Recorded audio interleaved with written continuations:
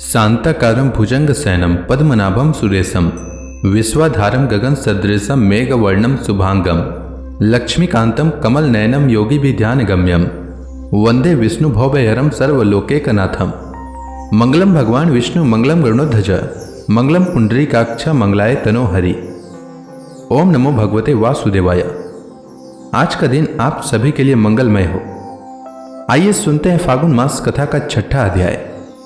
आज की कथा में श्री मैत्रेय जी आगे कहते हैं, ध्रुव की बात सुनकर भगवान नारद जी बड़े प्रसन्न हुए और उस पर कृपा करके इस प्रकार सदुपदेश देने लगे। श्री नारद जी ने कहा, बेटा, तेरी माता सुनीति ने तुझे जो कुछ बताया है वही तेरे लिए परम कल्याण का मार्ग है। भगवान वासुदेव ही वह उपाय हैं, इसलिए तू चित्त लगाकर उन्हीं का भजन कर।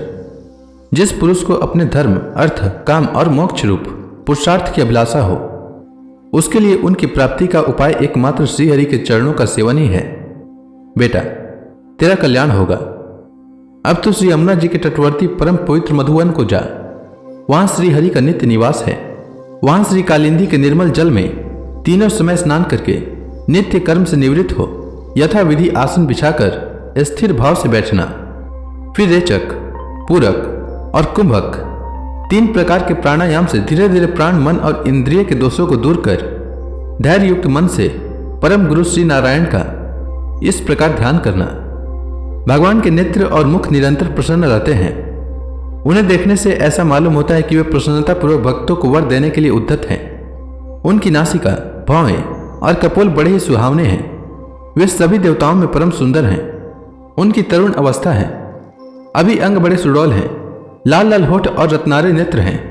वे प्रणत जनों को आश्रय देने वाले, अपार सुखदायक, शरणागत वत्सल और दया के समुद्र हैं। उनके वक्ष स्थल में श्रीवत्स का चिन्ह है।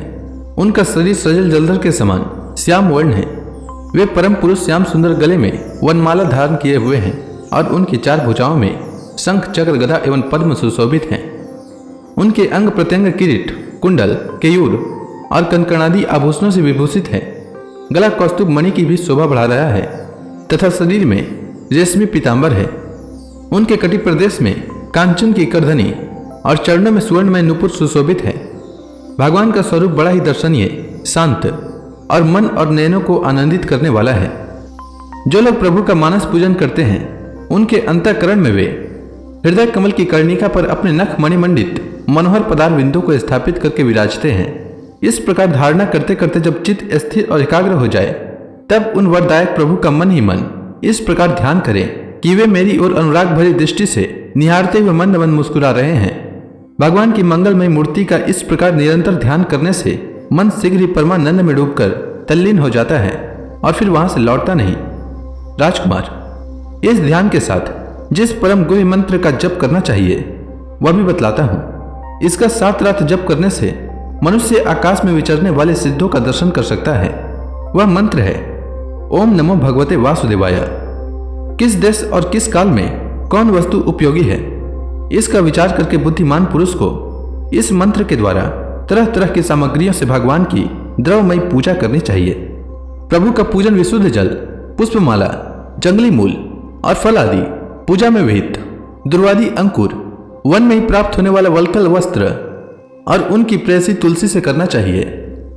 यदि शिला आदि की मूर्ति मिल सके तो उसमें, नहीं तो पृथ्वी या जल आदि में ही भगवान की पूजा करें। सर्वदा सम्यक चित्त, मननशील, शांत और मौन रहें तथा जंगली फूल मूला आदि का परिमित आहार करें। इसके सिवा पुण्य कृत्य श्रीहरि अपनी अनिर्वचनीय माया के द्वारा अपनी ही इच्छा से अवतार लेकर जो जो मनोहर चरित्र करने वाले हैं, उनका मन ही मन चिंतन करते रहें।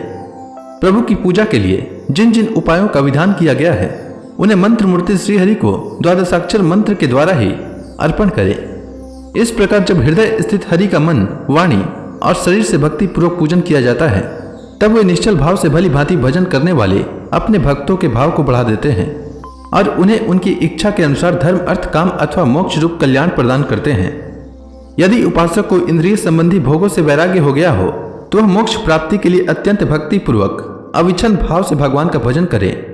श्री नारद जी से इस प्रकार उपदेश पाकर राजकुमार ध्रुव ने परिक्रमा करके उन्हें प्रणाम किया। तदंतर उन्होंने भगवान के चरण चिन्हों से अंकित परम पवित्र मधुवन की यात्रा की। ध्रुव के तपोवन की ओर चले जाने पर नारद जी महाराज उत्तानपाद के महल में पहुंचे। राजा ने उनकी यथा योग्य उपचारों से पूजा की तथा उन्होंने आराम से आसन पर बैठकर राजा से पूछा। श्री नारद जी ने कहा, राजन, तुम्हारा मुख सूखा हुआ है। तुम बड़ी देर से किस सोच विचार में पड़े हो? तुम्हारे अर्थ धर्म काम में से किसी में कोई कमी तो नहीं आई? राजा ने कहा, ब्राह्मण, मैं बड़ा ही स्तृण और निर्दय हूं। हाय, मैंने अपने 5 वर्ष के नन्हे से बच्चे को उसकी माता के साथ घर से निकाल दिया।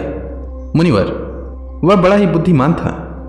उसका कमल सा मुख भूख से कुमला गया होगा। वह थक कर कहीं रास्ते में पड़ गया होगा।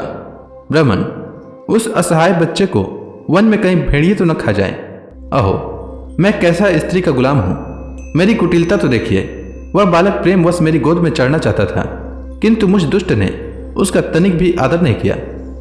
श्री नारद जी ने कहा, राजन, तुम अपने बालक की चिंता मत करो। उसके रक्षक भगवान हैं। तुम्हें उसके प्रभाव का पता नहीं है। उसका यश सारे जगत में फैल रहा है। वह बालक बड़ा समर्थ है। जिस काम को बड़े बड़े लोकपाल भी नहीं कर सकते, उसे पूरा करके वह शीघ्र ही तुम्हारे पास लौट आएगा। उसके कारण तुम्हारा यश भी बहुत बढ़ेगा। श्री मैत्रेय जी कहते हैं, देवर्षि नारद जी की बात सुनकर महाराज उत्तानपाद राजपाट की ओर से उदासीन होकर निरंतर पुत्र की चिंता में रहने लगे। इधर ध्रुव जी ने मधुवन में पहुंचकर यमुना जी में स्नान किया और उस रात पवित्रता पूर्वक उपवास करके श्री नारद जी के उपदेशानुसार एकाग्र चित्त से परम पुरुष नारायण की उपासना आरंभ कर दी। उन्होंने 3-3 रात्रि के अंतर से शरीर निर्वाह के लिए केवल कैथ और बैर के फल खाकर श्रीहरि की उपासना करते हुए 1 मास व्यतीत किया। दूसरे महीने में उन्होंने 6-6 दिन के पीछे सूखे घास और पत्ते खाकर भगवान का भजन किया। तीसरा महीना 9-9 दिन पर केवल जल पीकर समाधि योग के द्वारा श्रीहरि की आराधना करते हुए बिताया। चौथे महीने में उन्होंने श्वास को जीतकर 12-12 दिन के बाद केवल वायु पीकर ध्यान योग द्वारा भगवान की आराधना की। 5वां मास लगने पर राजकुमार ध्रुव श्वास को जीतकर पर ब्रह्म का चिंतन करते हुए एक पैर से खंभे के समान निश्चल भाव से खड़े हो गए। उस समय उन्होंने शब्दादि विषय और इंद्रियों के नियामक अपने मन को सब ओर से खींच लिया तथा हृदय स्थित हरि के स्वरूप का चिंतन करते हुए चित्त को किसी दूसरी ओर न जाने दिया। जिस समय उन्होंने मदादि संपूर्ण तत्वों के आधार तथा प्रकृति और पुरुष के भी अधीश्वर पर ब्रह्म की धारणा की, उस समय तीनों लोग कांप उठे। जब राजकुमार ध्रुव एक पैर से खड़े हुए, तब उनके अंगूठे से दबकर आधी पृथ्वी इस प्रकार झुक गई जैसे किसी गजराज के चढ़ जाने पर नाव पथ पथ पर दाईं बाईं ओर डगमगाने लगती है। ध्रुव जी अपने इंद्रिय द्वारा तथा प्राणों को रोककर अनन्य बुद्धि से विश्वात्मा श्रीहरि का ध्यान करने लगे। इस प्रकार उनकी समष्टि प्राण से भिन्नता हो जाने के कारण सभी जीवों का श्वास प्रवास रुक गया।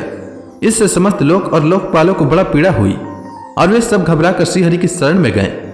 देवताओं ने कहा, भगवान, समस्त स्थावर जगम जीवों के शरीरों का प्राण एक साथ ही रुक गया है।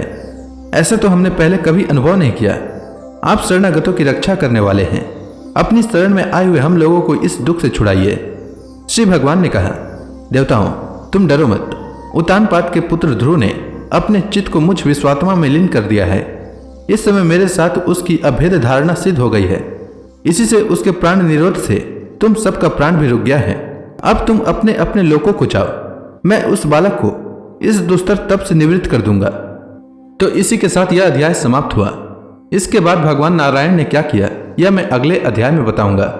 तब तक के लिए भगवान हरि का नाम लेते रहें। तो प्रेम से बोलिए भगवान विष्णु की जय, श्री कृष्ण भगवान की जय, समस्त देवी देवताओं की जय।